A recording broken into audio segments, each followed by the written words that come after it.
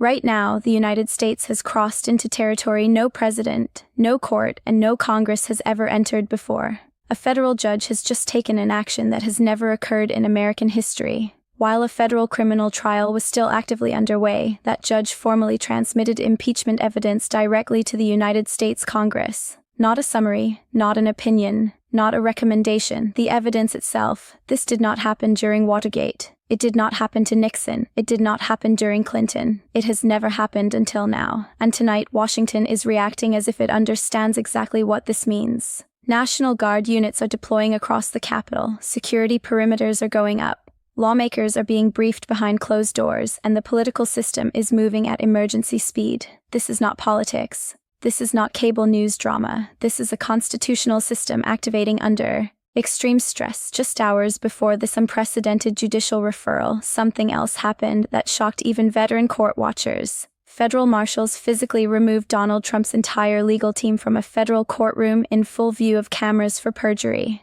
Let that sink in. Not misconduct, not decorum violations, perjury under oath.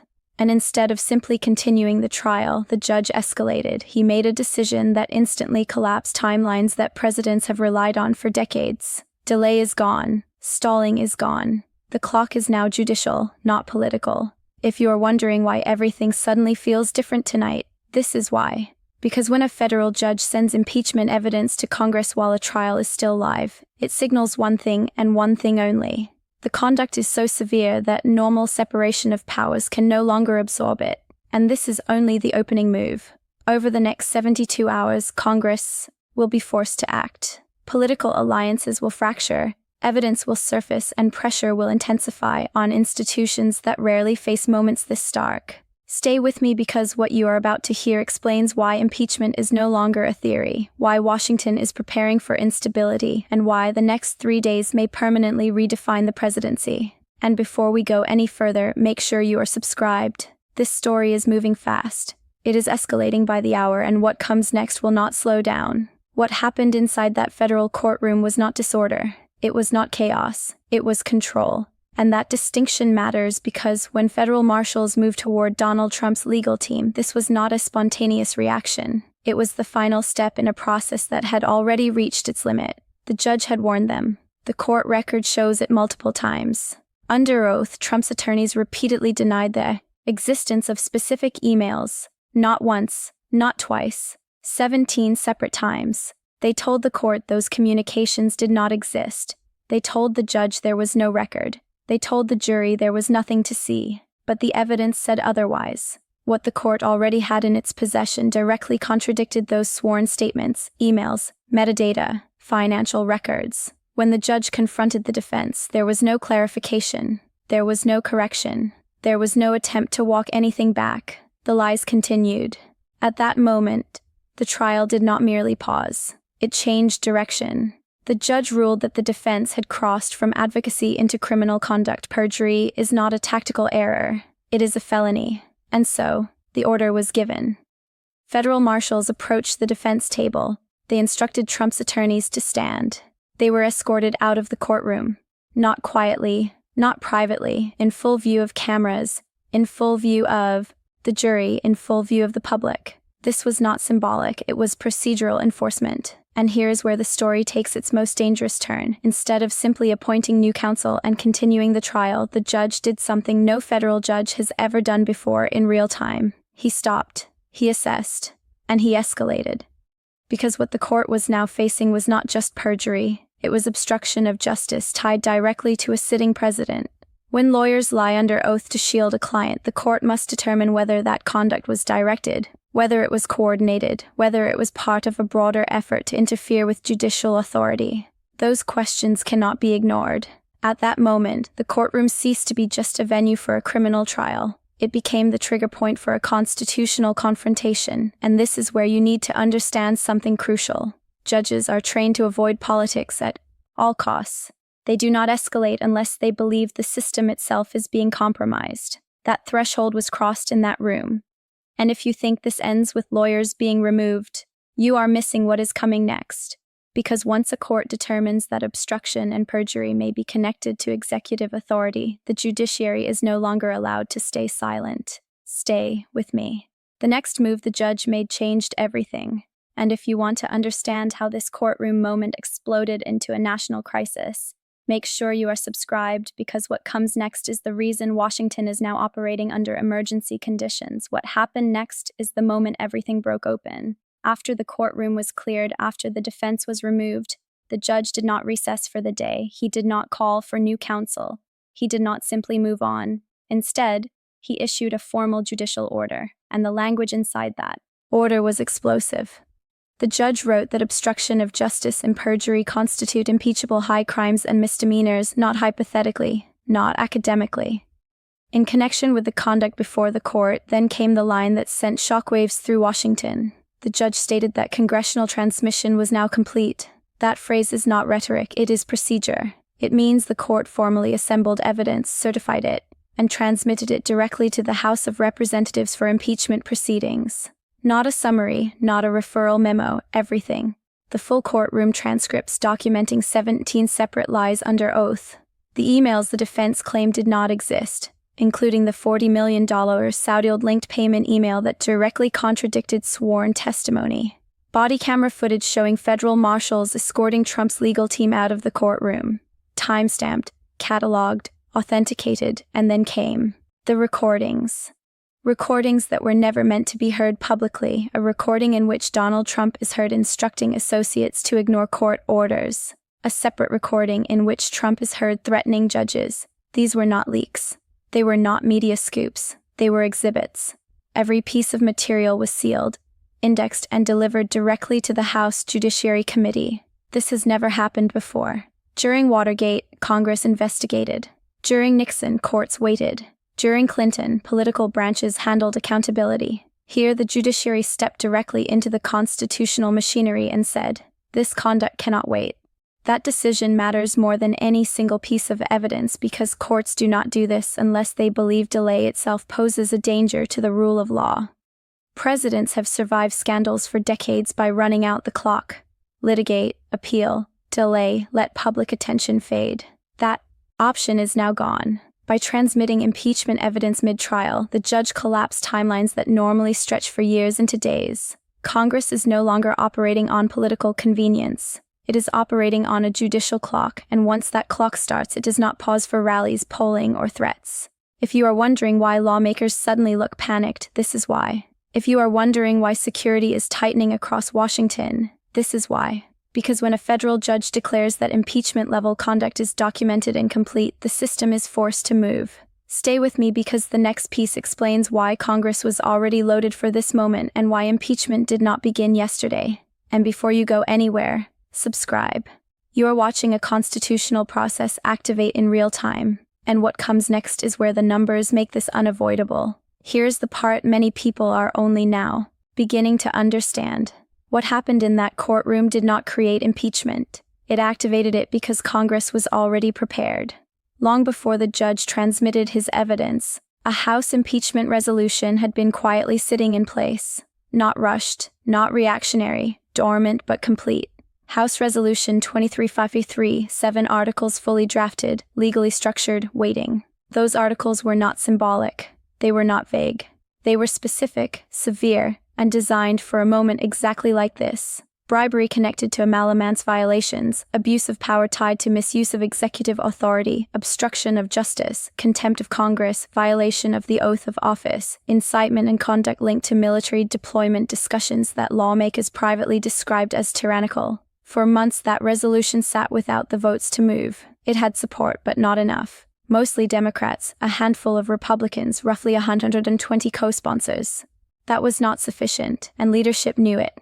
Impeachment does not move on outrage. It moves on arithmetic. Everything changed the moment the judge's referral landed, because the referral did not add allegations. It added evidence. Evidence certified by a federal court. Evidence assembled under oath. Evidence that removed plausible deniability. By the next morning, lawmakers who had been sitting on the fence were no longer debating politics. They were assessing exposure. Could they defend this on television? Could they explain it to voters? Could they justify silence? Now that transcripts, recordings, and body camera footage existed, the answer for many was no. Names began to appear on the resolution at speed, not quietly, publicly. Republicans who had defended Trump days earlier began adding their signatures. Some issued statements, some did not, but the count kept climbing. By midday, the number crossed a line that cannot be uncrossed. 220 co-sponsors. That is not momentum. That is a majority of the House of Representatives. At that point, impeachment stopped being a threat. It became math. Leadership did not need to whip votes. They did not need backroom deals. The votes were already on paper. This is why the tone in Washington shifted so suddenly, because when the numbers are there, delay becomes dangerous. And this is where the process accelerates, because House rules contain a mechanism for moments when leadership believes delay itself poses a risk to the country. That mechanism has now been invoked. Stay with me. The next section explains why the clock is now measured in hours, not weeks, and why Republicans are defecting in real time. And if you want to understand how fast this is moving and why there may be no off-ramp left, make sure you are subscribed. You are watching a system move once the numbers lock in. This is the moment the Republican Party began to fracture in public, not in theory, not in anonymous leaks, in names, in signatures, in statements that cannot be walked back. Until now, many Republican lawmakers had followed a familiar strategy. Wait, deflect, question motives, avoid committing either way. That strategy collapsed the moment the judge's evidence arrived, because this was no longer about defending a president. It was about defending the indefensible. The recordings changed everything. The transcripts removed ambiguity. The image of Trump's lawyers being physically escorted out of a courtroom for perjury destroyed the last line of rhetorical defense. You cannot spin that on television. You cannot dismiss it as partisan. You cannot explain it away as a misunderstanding. Republican lawmakers understood this immediately, and then came the defections. Not from fringe figures, from names that had defended Trump publicly and repeatedly. Some held press conferences. Some released short statements. Some simply signed the resolution and said nothing at all. But the message was unmistakable. Resign or face removal. Unfit to command. This cannot continue. When members of a president's own party begin using that language, it signals something deeper than disagreement. It signals fear. Fear of evidence, fear of association, fear of being the last person standing next to a collapsing structure. Lawmakers are trained to read risk.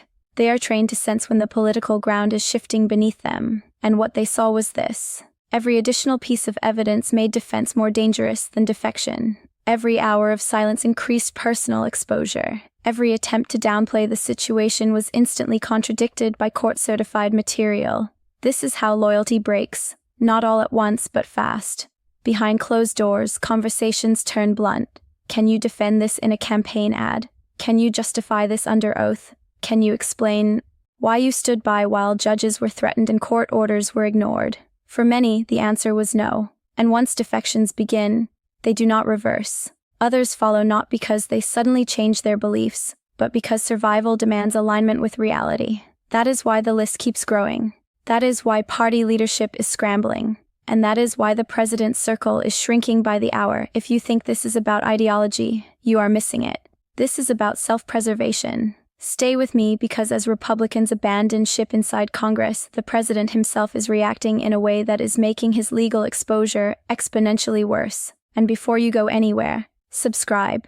You are watching a political implosion unfold in real time. And the next phase is where restraint disappears. As Congress begins to move, the president is doing the one thing that is making everything worse. He cannot stop talking. Since the judicial referral landed, Donald Trump has been posting continuously on social media. Not measured responses, not strategic statements, rants, all caps, personal attacks, accusations of hoaxes, threats, conspiracies layered on top of conspiracies. At first glance, this looks familiar. Trump has always lashed out under pressure, but this time is different because every post is now evidence. Every message is time-stamped, archived, preserved. When a president attacks judges while under active judicial review, it is no longer rhetoric. It is witness intimidation. When a president calls for resistance to Congress exercising constitutional authority, it is no longer speech. It is incitement. And then came the post that set off alarms across Washington. A direct threat of civil war if Congress removes him. That sentence matters. A sitting president threatening civil war in response to impeachment is not political hyperbole. It is a red line. Law enforcement agencies treat statements like that as signals, not opinions. Signals. That is why intelligence units are now monitoring extremist communications. That is why security posture shifted overnight. That is why contingency plans are being activated. Trump's allies understand this, even if they will not say it publicly. They are watching his behavior move from defiant to erratic, from aggressive to destabilizing. And the danger is not just political. From a legal perspective, Trump is building a record that prosecutors could not have scripted better. Threats against judges strengthen obstruction cases. Calls to defy Congress bolster contempt allegations. Apocalyptic language supports arguments about instability and fitness for office. He is not defending himself. He is narrating his own exposure. This is what unraveling looks like in real time. A president who once relied on ambiguity is now creating clarity. A president who once relied on delay is now accelerating consequences. And Washington sees it. Behind the scenes, officials are not debating whether Trump is escalating. They are planning around the assumption that he will continue to escalate. That is why restraint is gone. That is why patience has evaporated. That is why institutions are hardening rather than hesitating. Stay with me because Trump's behavior is not happening in a vacuum. It is directly connected to why Washington is now locked down, why the National Guard has been deployed, and why the next phase of this crisis moves from rhetoric to readiness. And before you move on, subscribe. You are witnessing a moment when words stop being noise and start becoming triggers. Washington is no longer operating under normal conditions. This is not a drill. This is not symbolic. National Guard units have been deployed across the Capitol. Barricades are going up around key government buildings. Security perimeters are expanding by the hour. Law enforcement presence is everywhere.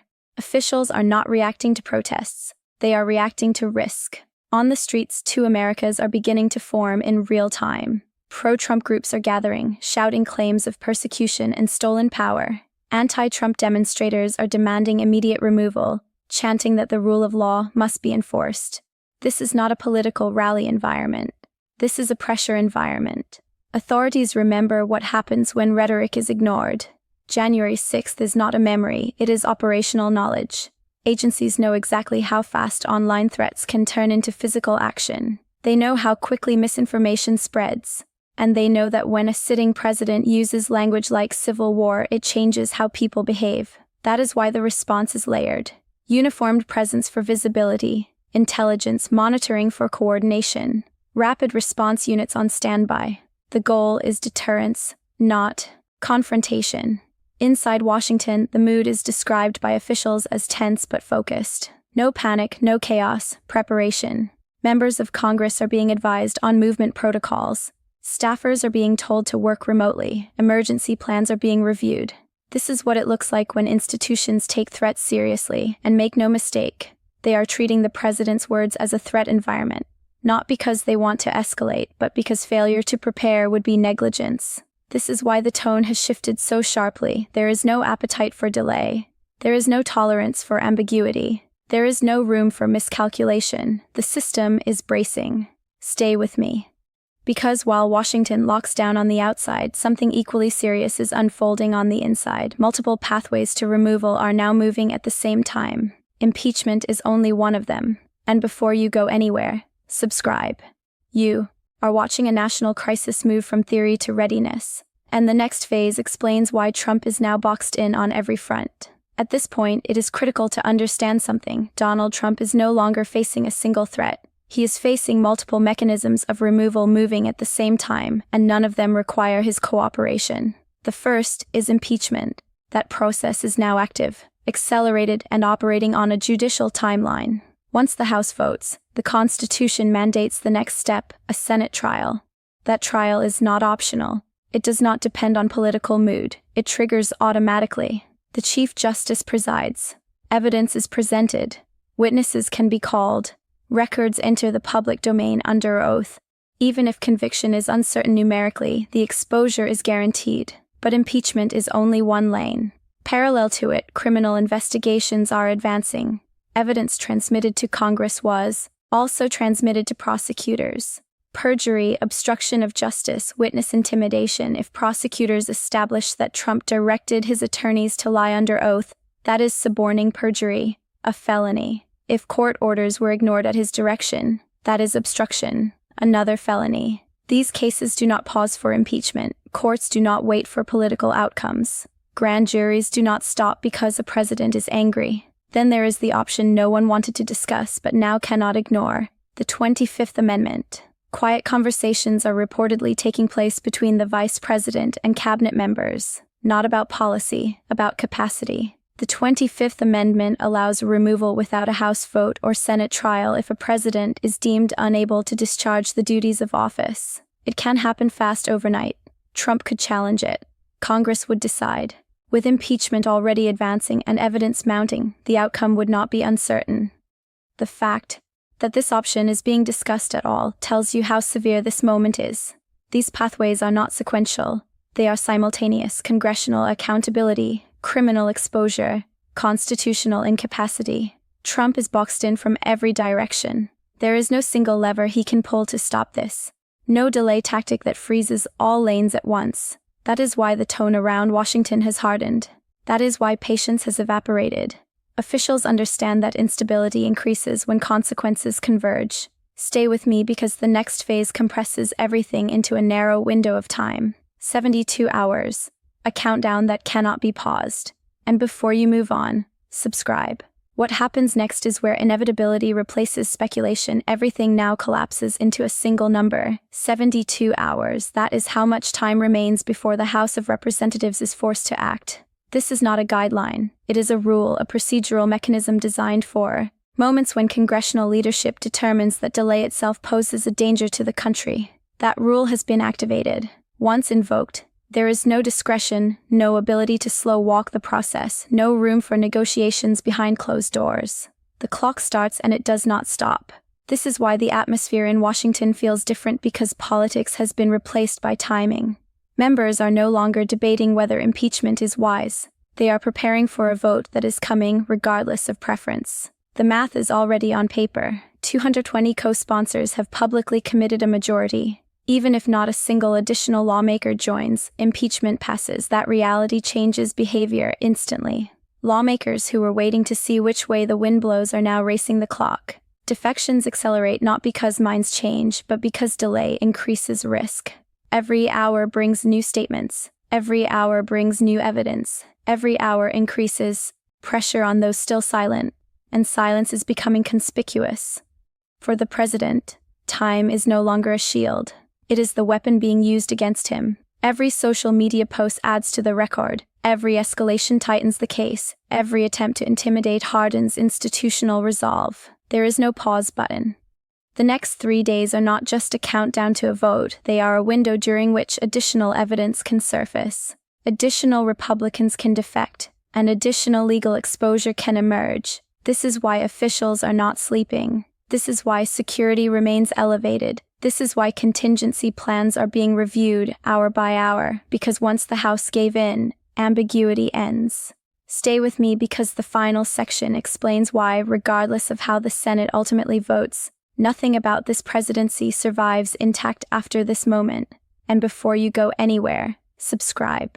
The countdown is real, and the final outcome will reshape American power. When the House finally gavels in, this will not feel dramatic. It will feel inevitable, because by that point, the outcome will already be locked by evidence, process, and time.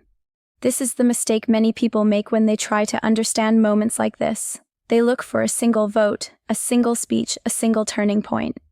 But this collapse did not happen in a moment. It happened procedurally. Once impeachment moves from theory to action, the presidency itself changes. Authority fractures. Leverage disappears. Every decision becomes contested. Every order questioned. Power once broken does not reassemble. Even if the Senate ultimately falls short of conviction, the damage does not reverse. A president impeached under this volume of evidence does not regain control of Congress, does not regain trust from allies, does not regain freedom of movement inside government. Governance becomes friction.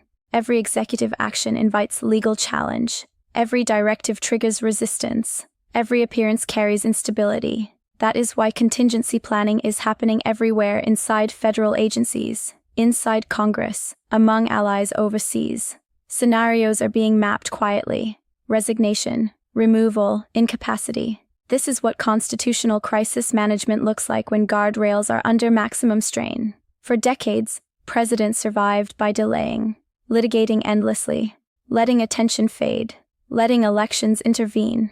That era ended when the judge transmitted evidence mid-trial. The clock is no longer political, it is judicial, and judicial clocks do not care about rallies, messaging, or threats. What remains now is process, cold, methodical, relentless. The one force Donald Trump has never been able to dominate. Every post he makes becomes an exhibit. Every escalation tightens the record. Every attempt to intimidate hardens institutional resolve. This is not the end of a story. It is the end of an illusion. The illusion that power outruns law. The illusion that consequences can always be postponed.